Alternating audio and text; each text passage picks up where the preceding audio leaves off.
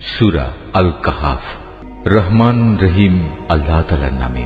সব তারিফ আল্লাহ তাআলার জন্য, যিনি তার একজন বিশেষ বান্দার প্রতি এ গ্রন্থ নাজিল করেছেন এবং তার কোথাও তিনি কোন রকম বক্রতা রাখেননি। একে তিনি প্রতিষ্ঠিত করেছেন সহজ সরল একটি পথের উপর, যাতে করে আল্লাহ তাআলার পক্ষ থেকে সে নবী তাদের জাহান্নামের আযাবের ব্যাপারে সতর্ক করে দিতে পারে এবং যারা ঈমানদার, যারা নেক কাজ করে, তাদের সে এ মর্মে সুসংবাদ দিতে পারে যে তাদের জন্য আল্লাহর দরবারে উত্তম পুরস্কার রয়েছে, যেখানে তারা চিরকাল থাকবে। এবং সেসব লোকদেরও ভয় দেখাবে যারা মূর্খের মতো বলে আল্লাহ তাআলা সন্তান গ্রহণ করেছেন। এ দাবির পক্ষে তাদের কাছে কোনো জ্ঞান সম্মত দলিল প্রমাণ নেই। তাদের বাপ দাদাদের কাছেও এ ব্যাপারে কোনো যুক্তি ছিল না। এটা সত্যিই বড় একটি কঠিন কথা যা তাদের মুখ থেকে বের হচ্ছে। আসলে তারা জঘন্য মিথ্যা ছাড়া কিছুই বলেনি। হে নবী, যদি এরা এ কথার উপর ঈমান না আনে, তাহলে মনে হয় দুঃখ কষ্টে তুমি এর পেছনে নিজেকেই বিনাশ করে দেবে। যা কিছু এই জমিনের বুকে আছে, আমি তাকে তার জন্য শোভা বর্ধনকারী করে পয়দা করেছি, যাতে করে মানুষদের আমি পরীক্ষা করতে পারি যে তাদের মধ্যে কাজকর্মের দিক থেকে কে বেশি উত্তম। অতঃপর একদিন আমি যা কিছু এই জমিনে আছে ধ্বংস করে দিয়ে একে উদ্ভিদ শূন্য মাটিতে পরিণত করে দেব। হে নবী, তুমি গুহা ও পাহাড়ের উপত্যকার অধিবাসীদের সম্পর্কে কি মনে করো? তারা আমার নিদর্শন সমূহের মধ্যে একটি বিস্ময়কর নিদর্শন ছিল। ঘটনাটি এমন হয়েছিল, কতিপয় যুবক যখন গুহায় আশ্রয় নিল এবং আল্লাহর দরবারে এই বলে দোয়া করল, হে আমাদের মালিক, একান্ত তোমার কাছ থেকে আমাদের উপর অনুগ্রহ দান করো। আমাদের এই কাজকর্ম আঞ্জাম দেওয়ার জন্য তুমি আমাদের সঠিক পথ দেখাও। অতঃপর আমি গুহার ভেতরে তাদের কানে বহু বছর ধরে ঘুমের পর্দা লাগিয়ে রাখলাম। তারপর এক পর্যায়ে আমি তাদের ঘুম থেকে উঠিয়ে দিলাম, যাতে করে আমি একথা জেনে নিতে পারি তাদের দুদলের মধ্যে কোন দলটি ঠিক করে বলতে পারে যে তারা কতদিন সেখানে অবস্থান করেছিল। হে নবী, আমি তোমার কাছে তাদের বৃত্তান্ত সঠিকভাবে বর্ণনা করছি। মূলত তারা ছিল কতিপয় নওজোয়ান ব্যক্তি, যারা তাদের মালিকের উপর ঈমান এনেছিল। আমি তাদের হেদায়েতের পথে এগিয়েও দিয়েছিলাম। আমি তাদের অন্তঃকরণকে ধৈর্য দ্বারা দৃঢ়তা দান করেছি। যখন তারা আল্লাহর পথে দাঁড়িয়ে গেল এবং ঘোষণা করল, আমাদের মালিক তো হচ্ছেন তিনি, যিনি আসমান সমূহ ও জমিনের মালিক। আমরা কখনো আল্লাহ তাআলা ছাড়া আর কাউকে ডাকব না। যদি আমরা এমন অযৌক্তিক কথা বলি, তাহলে তা হবে মারাত্মক দিন বিরোধী কাজ। এরা হচ্ছে আমাদের স্বজাতির লোক, যারা তাকে বাদ দিয়ে অসংখ্য মাবুদের গোলামি গ্রহণ করেছে। তারা যদি সত্যবাদী হয়, তাহলে তারা স্পষ্ট দলিল নিয়ে আসে না কেন? তার চাইতে বড় জালেম আর কে, যে আল্লাহ তাআলার উপর মিথ্যা আরোপ করে? অতঃপর জোয়ানরা পরস্পরকে বলল, আল্লাহ তাআলা ছাড়া অন্যদের যারা মাবুদ বানায়, তাদের কাছ থেকে তোমরা যখন বিচ্ছিন্ন হয়ে চলেই গেলে, তখন তোমরা এখান থেকে বের হয়ে বিশেষ একটি গুহায় গিয়ে আশ্রয় নাও। তোমাদের মালিক তোমাদের উপর তার রহমতের ছায়া বিস্তার করে দেবেন এবং তোমাদের বিষয়গুলো তোমাদের জন্য সহজ করে দেবেন। হে নবী, তুমি যদি সে গুহা দেখতে, তাহলে দেখতে পেতে তারা তার মধ্যবর্তী এক প্রশস্ত চত্বরে অবস্থান করছে। সূর্য তার উদয়কালে তাদের গুহার দক্ষিণ পাশ দিয়ে হেলে যাচ্ছে, আবার যখন তা অস্ত যায় তখন তা গুহার বাম পাশ দিয়ে অতিক্রম করে। সূর্যের প্রখরতা কখনো তাদের কষ্টের কারণ হয় না। আসলে এ সবই হচ্ছে আল্লাহ তাআলার কুদরতের নিদর্শন। এসব নিদর্শনের মাধ্যমে আল্লাহ তাআলা যাকে হেদায়েত দান করেন, সেই একমাত্র হেদায়েত প্রাপ্ত হয়, আর যাকে তিনি গোমরাহ করেন, সে কখনো কোনো পথ প্রদর্শনকারী ও অভিভাবক পেতে পারে না। হে নবী, তুমি যদি দেখতে, তাহলে তুমি তাদের ভাবতে তারা বুঝি জেগেই রয়েছে, যদিও তারা ছিল ঘুমন্ত। আমি তাদের কখনো ডানে কখনো বামে পরিবর্তন করে দিতাম। তাদের কুকুরটি গুহার সামনে তার হাত দুটি প্রসারিত করে পাহারারত অবস্থায় বসেছিল। তুমি যদি তাদের দিকে সত্যি উঁকি মেরে দেখতে, তাহলে তুমি অবশ্যই তাদের কাছ থেকে পেছন ফিরে পালিয়ে যেতে এবং তাদের এ আজব দৃশ্য দেখে তুমি নিঃসন্দেহে ভয়ে আতঙ্কিত হয়ে যেতে। এভাবেই তাদের আমি ঘুম থেকে উঠিয়ে দিলাম, যাতে করে তারা তাদের অবস্থান সম্পর্কে নিজেরা পরস্পরে জিজ্ঞাসাবাদ করে। কথা প্রসঙ্গে তাদের মধ্যে থেকে এক ব্যক্তি বলল, বলতো তোমরা এই গুহায় কতকাল অবস্থান করেছ? তারা বলল, বড় জোর একদিন কিংবা তার চাইতেও কম সময় আমরা এখানে অবস্থান করেছি। অতঃপর যখন তারা একমত হতে পারল না, তখন তারা বলল, তোমাদের মালিকই একথা জানেন, তোমরা এ গুহায় কতকাল অবস্থান করেছ। এখন সে বিতর্ক রেখে বরং তোমরা তোমাদের একজনকে তোমাদের এ রৌপ্য মুদ্রা সহ শহরে পাঠাও। সে বাজারে গিয়ে দেখুক কোন খাবার উত্তম, সেখান থেকে কিছু খাবার তোমাদের কাছে নিয়ে আসুক। সে যেন বিচক্ষণতার সাথে কাজ করে এবং সে যেন কাউকেই তোমাদের ব্যাপারে কিছু জানতে না দেয়। যদি তারা তোমাদের সম্পর্কে জানতে পারে, তাহলে তারা তোমাদের প্রস্তরাঘাত করে হত্যা করবে, কিংবা তোমাদের জোর করে তারা তাদের দিনে ফিরিয়ে নেবে। আর একবার তেমনটি হলে কখনোই তোমরা মুক্তি পাবে না। আর এভাবেই আমি একদিন তাদের ব্যাপার শহরবাসীদের জানিয়ে দিলাম, যাতে করে তারা একথা জানতে পারে মৃতকে জীবন দেওয়ার ব্যাপারে আল্লাহ তাআলার ওয়াদা আসলেই সত্য, এবং কিয়ামতের আসার ব্যাপারেও কোন রকম সন্দেহ নেই। যখন তারা নিজেদের মধ্যে এ নিয়ে বিতর্ক করে যাচ্ছিল, তখন কিছু লোক বলল, তাদের সম্মানে তাদের উপর একটি স্মৃতিসৌধ নির্মাণ করে দাও। আসলে তোমাদের মালিকই তাদের সম্পর্কে সর্বাধিক খবর রাখেন। অপরদিকে যেসব মানুষ তাদের কর্তব্য কাজের উপর বেশি প্রভাবশালী ছিল, তারা বলল, স্মৃতিসৌধ বানানোর বদলে চলো আমরা তাদের উপর একটি মসজিদ বানিয়ে দিই। কিছু লোক বলে, গুহার অধিবাসীরা ছিল 3 জন, ওদের মধ্যে চতুর্থটি ছিল ওদের পাহারাদার কুকুর। আবার কিছু লোক বলে তারা ছিল 5 জন, তাদের ষষ্ঠটি ছিল ওদের কুকুর। আসলে অজানা অদেখা বিষয়সমূহের প্রতি এরা খামাখা অনুমান নিক্ষেপ করি এ সব কিছু বলছে। তাদের কেউ বলে ওরা ছিল 7 জন এবং অষ্টমটি ছিল তাদের কুকুর। হে নবী, তুমি এদের বলো, হ্যাঁ, আমার মালিক ভালো করেই জানেন ওদের আসল সংখ্যা কত ছিল। তাদের সংখ্যা খুব কম সংখ্যক লোকই বলতে পারে। তুমিও এদের ব্যাপারে সাধারণ আলোচনার বাইরে বেশি বিতর্ক করো না এবং তাদের সম্পর্কে খামাখা অন্য মানুষদের কাছেও জিজ্ঞাসাবাদ করো না। হে নবী, কখনো কোনো কাজের ব্যাপারে একথা বলো না, এ কাজ আমি আগামীকাল করব। হ্যাঁ, বরং এভাবে বলো, আল্লাহ তাআলা যদি চান তাহলেই আমি আগামীকাল এ কাজটা করব। যদি কখনো কোনো কিছু ভুলে যাও, তাহলে তোমার মালিককে স্মরণ করো এবং বলো, সম্ভবত আমার মালিক এ কাহিনীর চাইতে নিকটতর কোনো কল্যাণ দিয়ে আমাকে পথ দেখাবেন। তারা তাদের এ গুহায় কাটিয়েছে মোট 300 বছর। কেউ অবশ্যই এর সাথে আরো 9 বছর যোগ করেছে। হে নবী, তুমি বলো, বস্তুত একমাত্র আল্লাহ তাআলাই সঠিক করে বলতে পারেন ওরা গুহায় কত বছর কাটিয়েছে। আসমান সমূহ ও জমিনের যাবতীয় অজানা অদেখা বিষয়ের জ্ঞান তো একমাত্র তার জন্য নির্দিষ্ট রয়েছে। কত সুন্দর দ্রষ্টা তিনি, কত সুন্দর শ্রোতা তিনি। তিনি ছাড়া তাদের দ্বিতীয় কোনই অভিভাবক নেই। আল্লাহ তাআলা নিজের কর্তৃত্ব ও ক্ষমতায় অন্য কাউকে কখনো শরীক করেন না। হে নবী, তোমার উপর তোমার মালিকের যে কিতাব নাজিল করা হয়েছে তা তুমি তেলাওয়াত করতে থাকো। তার কিতাবে বর্ণিত কথাবার্তা রদবদল করার কেউই নেই। তিনি ছাড়া তুমি আর কোনোই আশ্রয়স্থল পাবে না। হে নবী, তুমি নিজেকে সদা সেসব মানুষদের সাথে রেখে চলবে যারা সকাল সন্ধ্যায় তাদের মালিককে ডাকে, তারা একমাত্র তাঁরই সন্তুষ্টি কামনা করে, এবং কখনো তাদের কাছ থেকে তোমার স্নেহের দৃষ্টি ফিরিয়ে নিও না। কখনো এমন কোন ব্যক্তির কথা মতো চলো না যার অন্তঃকরণকে আমি আমার স্মরণ থেকে গাফেল করে দিয়েছি। আর যে ব্যক্তি নিজের প্রবৃত্তির গোলামি করতে শুরু করেছে এবং যার কার্যকলাপ আল্লাহ তাআলার সীমানা লঙ্ঘন করেছে। হে নবী, তুমি বলো, এ সত্য দিন তোমাদের মালিকের পক্ষ থেকে এসেছে। সুতরাং যার ইচ্ছা সে এর উপর ঈমান আনুক, আর যার ইচ্ছা সে তা অস্বীকার করুক। আমি তো এই অস্বীকারী জালেমদের জন্য এমন এক আগুন প্রস্তুত করে রেখেছি যার বেষ্টনী তাদের পুরোপুরি পরিবেষ্টন করে রাখবে। যখন তারা পানির জন্য ফরিয়াদ করতে থাকবে, তখন এমন এক গলিত ধাতুর মতো পানীয় দ্বারা তাদের ফরিয়াদের জবাব দেয়া হবে যা তাদের সমগ্র মুখমণ্ডল জ্বালিয়ে পুড়িয়ে দেবে।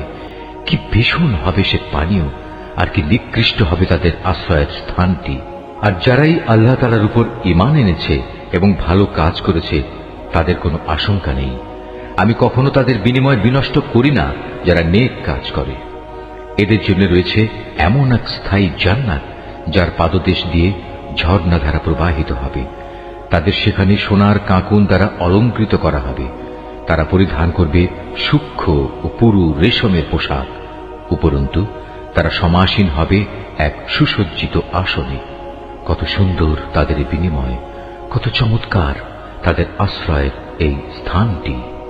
হে নবী, তাদের শিক্ষার জন্য তুমি দুজন লোকের উদাহরণ পেশ করো, যাদের একজনকে আমি 2টো আঙুরের বাগান দান করেছিলাম এবং এ 2টো কতিপয় খেজুর গাছ দ্বারা পরিবেষ্টিত করে রেখেছিলাম। আবার এ দুয়ের মধ্যবর্তী স্থানকে পরিণত করেছিলাম একটি সুফলা শস্য ক্ষেত্র রূপে। উভয় বাগানই এক পর্যায়ে যথেষ্ট ফল দান করল। ফলদানে বাগান দুটো কোনো রকম ত্রুটি করেনি। উভয় বাগানের ফাঁকে ফাঁকে আমি পানির ঝর্ণাধারাও প্রবাহিত করে রেখেছিলাম। এক পর্যায়ে তার অনেক ফল হয়ে গেল। অতঃপর একদিন সে তার সাথীকে কথা প্রসঙ্গে বলল, দেখো, আমি ধন সম্পদের দিক থেকে তোমার চাইতে যেমন বড়, তেমনি জনবলেও আমি তোমার চাইতে বেশি শক্তিশালী। নিজের শক্তি সামর্থ্যের ব্যাপারে বাড়াবাড়ি করতে করতে সে নিজের বাগানে গিয়ে প্রবেশ করল এবং বলল, আমি ভাবতেই পাচ্ছি না এ বাগানের সৌন্দর্য কোনোদিন নিঃশেষ হয়ে যাবে। আমি এও মনে করি না একদিন এসব ধ্বংস হয়ে কিয়ামত প্রতিষ্ঠিত হবে এবং কিয়ামতের পর আমাকে যদি আমার মালিকের সামনে ফিরিয়ে নেওয়াও হয়, তাহলে এর চাইতে উৎকৃষ্ট কোনো কিছু আমি সেখানে পাব। তার সে গরিব সাথীটি, যে তার সাথে কথা বলছিল, বলল, এ পার্থিব সম্পদ দেখে তুমি কি সত্যি সে মহান সত্তাকে অস্বীকার করছো, যিনি তোমাকে প্রথমত মাটি থেকে, অতঃপর শুক্র কণা থেকে পয়দা করেছেন, পরিশেষে তিনি তোমাকে একটি মানুষের আকৃতিতে পূর্ণাঙ্গ করেছেন? কিন্তু আমি তো বিশ্বাস করি সেই সৃষ্টিকর্তা আল্লাহ তাআলাই হচ্ছেন আমার মালিক এবং আমার মালিকের কোনো কাজের সাথেই আমি কাউকে শরীক করি না। কত ভালো হতো তুমি যখন তোমার ফলবতী বাগানে প্রবেশ করলে তখন যদি তুমি একথা বলতে, আল্লাহ তাআলা যা চেয়েছেন তাই হয়েছে। আল্লাহ তাআলা ব্যতি রেখে কারোই কিছু ঘটানোর শক্তি নেই। যদিও তুমি আমাকে ধনে জনে তোমার চাইতে কম দেখলে, কিন্তু আমি আল্লাহ তাআলার উপর ঈমান রাখি। সম্ভবত আমার মালিক আমাকে তোমার এ পার্থিব বাগানের চাইতে উৎকৃষ্ট আখিরাতের কোনো বাগান দান করবেন এবং অকৃতজ্ঞতার জন্য তোমার বাগানের উপর আসমান থেকে এমন কোনো বিপর্যয় নাজিল করবেন, ফলে তা উদ্ভিদ শূন্য এক বিরান ভূমিতে পরিণত হয়ে যাবে, কিংবা তার পানি তার জমিনের নিচেই অন্তর্হিত হয়ে যাবে। তেমন কিছু হলে তুমি কখনো তা আবার খুঁজে আনতে পারবে না। অতঃপর তাই ঘটল। তার বাগানের ফল ফলারিকে বিপর্যয় এসে ঘিরে ফেলল। তখন সে ব্যক্তি সেই ব্যয়ের উপর, যা সে বাগানের শোভাবর্ধনের পেছনে করেছিল, হাতের উপর হাত রেখে আক্ষেপ করতে লাগল। বাগানের অবস্থা এমন হল যা তা মুখ থুবড়ে পড়ে থাকল এবং সে নিজের ভুল বুঝতে পেরে বলতে লাগল, কত ভালো হতো যদি আমি আমার মালিকের ক্ষমতার সাথে অন্য কাউকে শরীক না করতাম। যারা বাহাদুরি করেছে তাদের কোনো দলই আজ তাকে আল্লাহর এই প্রতিশোধের মোকাবেলায় সাহায্য করার জন্য অবশিষ্ট রইল না, না সে নিজে কোন রকম প্রতিশোধ নিতে পারল। কেননা এখানে রক্ষা করার যাবতীয় এখতিয়ার একমাত্র আল্লাহ তাআলার, যিনি একমাত্র সত্য। পুরস্কার দানে ও পরিণাম নির্ধারণে তিনিই উত্তম। হে নবী, তুমি এদের কাছে দুনিয়ার জীবনের উদাহরণ পেশ করো। এই জীবনটা হচ্ছে এমন যেমন আমি আকাশ থেকে পানি বর্ষণ করি, যার কারণে জমিনের উদ্ভিদ ঘন সুশোভিত হয়ে ওঠে, অতঃপর এক সময় বাতাসটা উড়িয়ে নিয়ে ফেরে। মূলত আল্লাহ তাআলা সব কিছুর উপর প্রচন্ড ক্ষমতাবান। ধন সম্পদ ও সন্তান সন্ততি হচ্ছে তোমাদের পার্থিব জীবনের কতিপয় অস্থায়ী সৌন্দর্য মাত্র। চিরস্থায়ী হচ্ছে মানুষের নেক কাজ, আর তা হচ্ছে তোমার মালিকের কাছে পুরস্কার পাওয়ার জন্য অনেক ভালো। আর কোন কল্যাণময় কিছু কামনা করতে গেলেও তা হচ্ছে উত্তম। যেদিন আমি পাহাড় সমূহকে চলমান করে সরিয়ে দেব এবং তুমি এই পৃথিবীকে দেখবে তা একটি শূন্য প্রান্তর, সেদিন আমি তাদের মানবকুলকে এক জায়গায় জড়ো করব, কোনো একজনকেও আমি বাদ দেব না। তাদের সবাইকে তোমার মালিকের সামনে সারিবদ্ধভাবে এনে হাজির করা হবে। অতঃপর আমি বলবো, আজ তো তোমরা সবাই আমার কাছে এসে গেছো, ঠিক যেমনি করে আমি তোমাদের প্রথমবার পয়দা করেছিলাম, কিন্তু তোমরা অনেকেই মনে করতে আমি তোমাদের দ্বিতীয়বার আমার কাছে হাজির করার জন্য কোনো সময়সূচি নির্ধারণ করে রাখিনি। অতঃপর তাদের সামনে আমলনামা রাখা হবে। তখন নাফরমান ব্যক্তিদের তুমি দেখবে সে আমলনামায় যা কিছু লিপিবদ্ধ আছে তারা তার কারণে খুবই আতঙ্কগ্রস্ত থাকবে। তারা বলতে থাকবে, হায় দুর্ভাগ্য আমাদের, এ আবার কেমন গ্রন্থ! এ তো দেখছি আমাদের জীবনের ছোট কিংবা বড় প্রত্যেক বিষয়ের হিসাব রেখেছে। তারা যা কিছু করেছে তার প্রতিটি বস্তুই তারা সে গ্রন্থে মজুদ দেখবে। তোমার মালিক সেদিন কার উপর বিন্দুমাত্র জুলুমও করবেন না। স্মরণ করো যখন আমি ফেরেশতাদের বলেছিলাম তোমরা সবাই আদমকে সাজদা করো, তখন তারা সবাই সাজদা করল, কিন্তু ইবলিস সাজদা করল না। সে ছিল আসলে জিনদেরই একজন। সে তার মালিকের আদেশের নাফরমানি করল। যে এত বড় নাফরমানি করল, তোমরা কি তাকে এবং তার বংশধরদের আমার বদলে তোমাদের অভিভাবক হিসেবে গ্রহণ করে চলেছ? অথচ প্রথম দিন থেকেই সে তোমাদের প্রকাশ্য দুশমন। চেয়ে দেখো জালেমদেরকে নিকৃষ্ট বিনিময় দেয়া হয়েছে। আকাশমণ্ডলী ও পৃথিবী সৃষ্টি করার সময় আমি তাদের কাউকে ডাকিনি, এমনকি স্বয়ং তাদের নিজেদের বানানোর সময়ও তো আমি তাদের ডাকিনি। আসলে আমি তো অক্ষম ছিলাম না যে তাদের পরামর্শ আমার দরকার। অন্যদের যারা গোমরাহ করে আমি তাদের সাহায্য গ্রহণ করি না। যেদিন তিনি এদের বলবেন তোমরা তাদের ডাকো যাদের তোমরা আমার শরীক মনে করতে, ওরা তাদের ডাকবে, কিন্তু তারা তাদের এ ডাকে কোনোই সাড়া দেবে না। আমি এদের উভয়ের মাঝখানে এক মরণ ফাঁদ রেখে দেব। এ নাফরমান লোকেরা যখন আযাব দেখতে পাবে তখন তারা বুঝে যাবে তারা এক্ষুনি সেখানে গিয়ে পতিত হচ্ছে, আর একবার সেখানে পতিত হলে ওরা তা থেকে কখনোই মুক্তির পথ পাবে না। আমি মানুষের বোঝার জন্য এই কোরআনে সব ধরনের উপমা ও উদাহরণ বিশদভাবে বর্ণনা করেছি, কিন্তু মানুষের অধিকাংশই এ নিয়ে তর্ক করে। হেদায়েত যখন মানুষের সামনে এসে গেল তখন ঈমান আনা ও গুনাহের জন্য তাদের মালিকের কাছে ক্ষমা চাওয়া থেকে তাদের কোন জিনিস বিরত রাখছে? তারা সম্ভবত পূর্ববর্তী মানুষদের অবস্থা তাদের কাছে এসে পৌঁছানোর কিংবা আমার আযাব তাদের সামনে এসে হাজির হবার অপেক্ষা করছে। আমি তো রসুলদের পাঠাই যে তারা মানুষদের জন্য জান্নাতের সুসংবাদবাহী ও জাহান্নামের সতর্ককারী হবে, কিন্তু যারা কুফরি করেছে তারা ছোটখাটো বিষয় নিয়ে ঝগড়া শুরু করে যাতে তারা সত্যকে ব্যর্থ করে দিতে পারে। মূলত তারা আমার আয়াতসমূহকে এবং যেসব বিষয় দিয়ে তাদের জাহান্নাম থেকে সতর্ক করা হয়েছিল তাকে বিদ্রূপের বিষয়ে পরিণত করে নিয়েছে। তার চেয়ে বড় জালেম আর কে আছে যাকে তার মালিকের আয়াতসমূহ স্মরণ করিয়ে দেয়া হচ্ছে এবং সে এর থেকে মুখ ফিরিয়ে নিচ্ছে। সর্বোপরি যা কিছু গুনাহের বোঝা তার হাত দুটো অর্জন করেছে সে তা ভুলে যায়।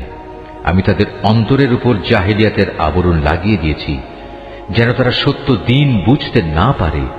এমনি ভাবে তাদের কানেও এক ধরনের কঠিন বস্তু ঢেলে দিয়েছি, এ কারণে তারা সত্য কথা শুনতে পায় না।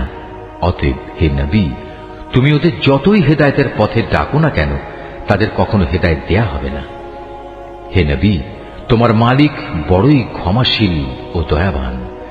তিনি যদি তাদের সবাইকে তাদের কৃতকর্মের জন্য শাস্তি দিতে চাইতেন তাহলে তিনি সহজেই তা ত্বরান্বিত করতে পারতেন, বরং এর পরিবর্তে তাদের জন্য শাস্তির একটি প্রতিশ্রুত ক্ষণ রাখা আছে যা থেকে ওদের কারোই পরিত্রাণ নেই। এই জনপদ ও তাদের অধিবাসীরা যখন আল্লাহ তাআলা সীমা লঙ্ঘন করেছিল তখন আমি তাদের নির্মূল করে দিয়েছি।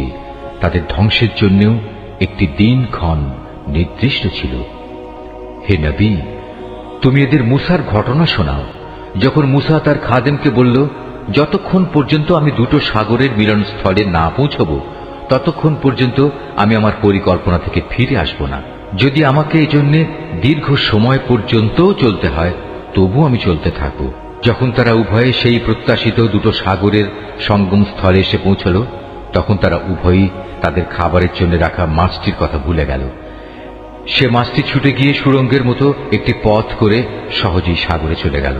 যখন তারা আরো কিছু দূর এগিয়ে গেল তখন সে তার খাদেমকে বলল, এবার আমাদের নাস্তা নিয়ে এসো, আমরা আজকের সফরে সত্যি ভারী ক্লান্ত হয়ে পড়েছি।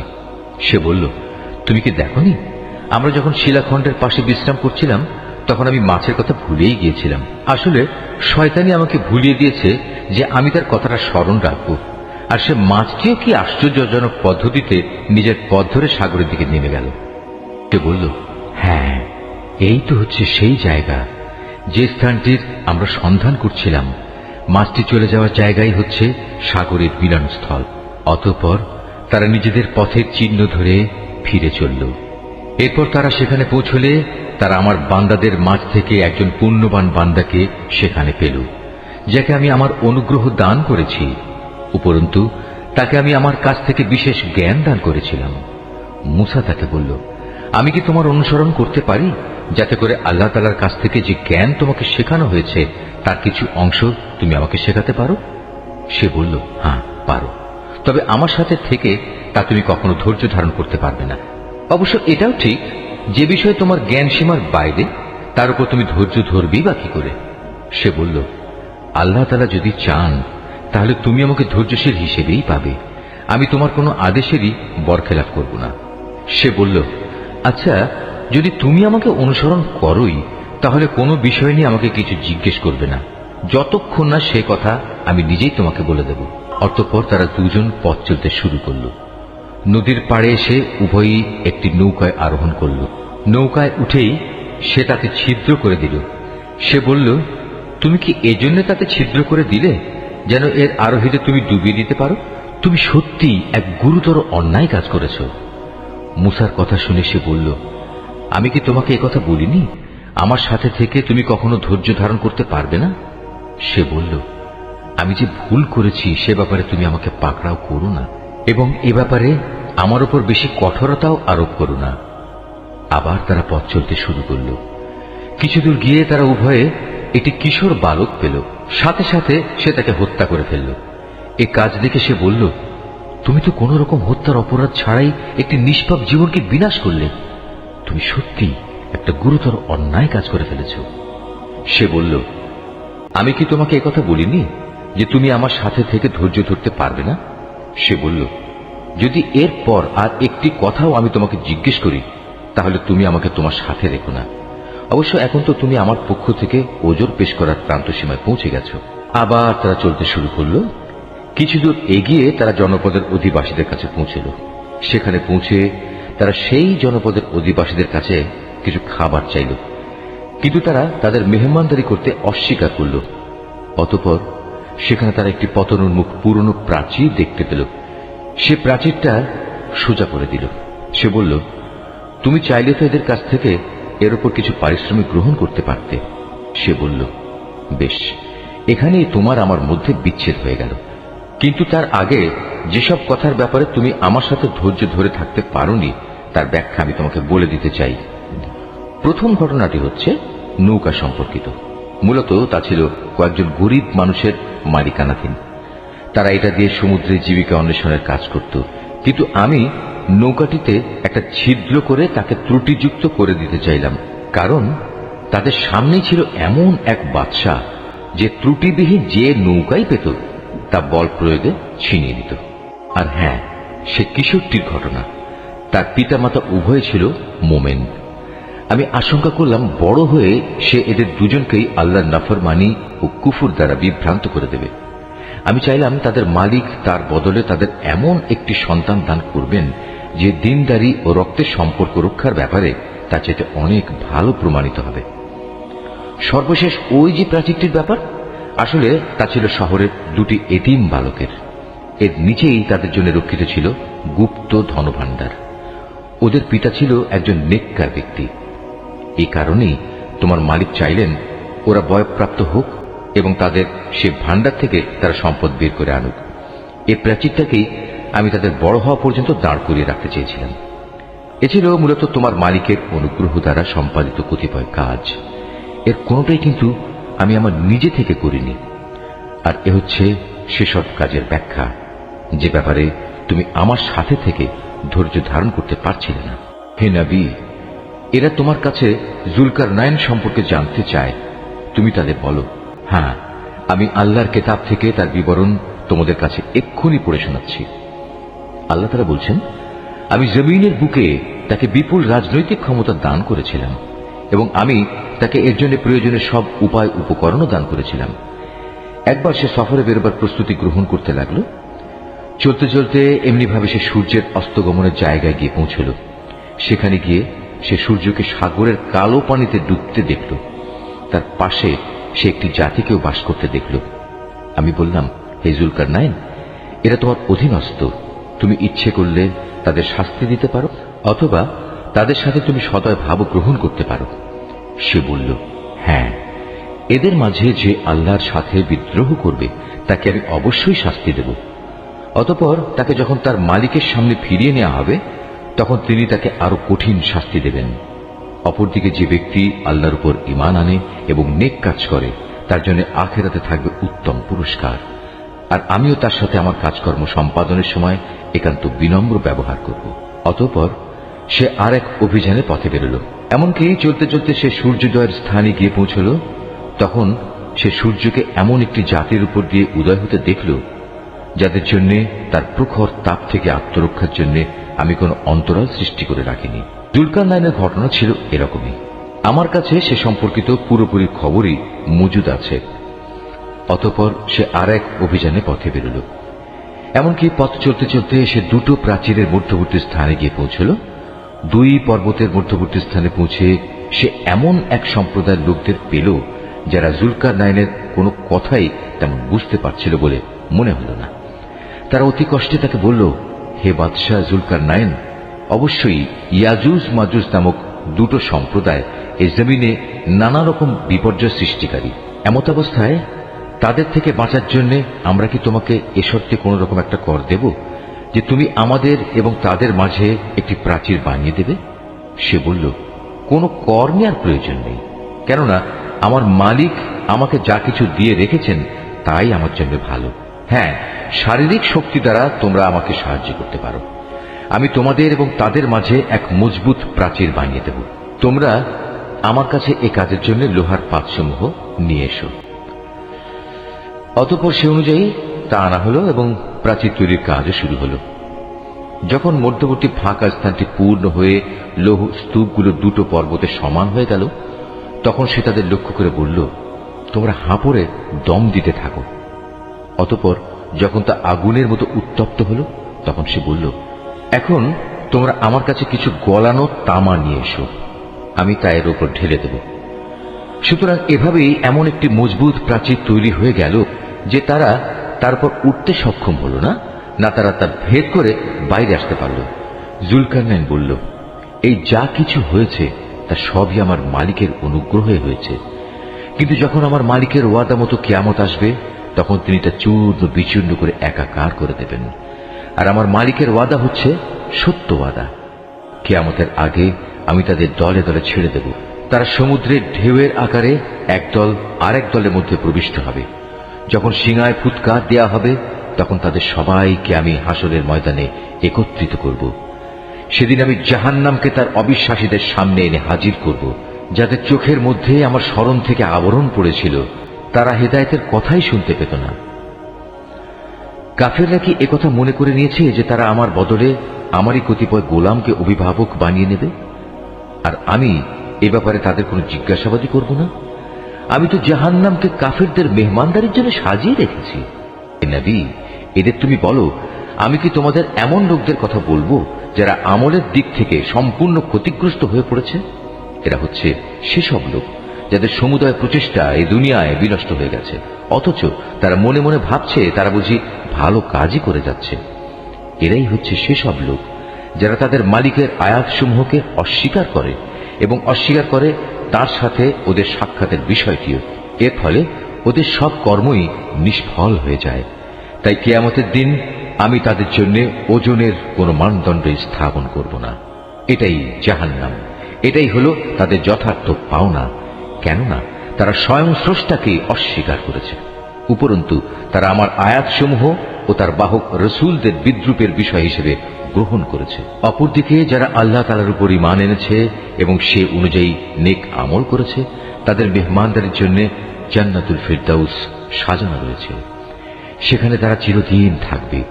সেদিন তারা সেখান থেকে অন্য কোথাও যেতে চাইবে না। হে নবী, তুমি এদের বলো, আমার মালিকের প্রশংসার কথাগুলো লিপিবদ্ধ করার জন্য যদি সমুদ্র কালি হয়ে যায় তাহলে আমার মালিকের জ্ঞানের কথা লেখা শেষ হওয়ার আগেই সমুদ্র শুকিয়ে যাবে। এমনকি যদি আমি তার মতো আরো সমুদ্রকে লেখার কালি করে সাহায্য করার জন্য নিয়ে আসি তবু।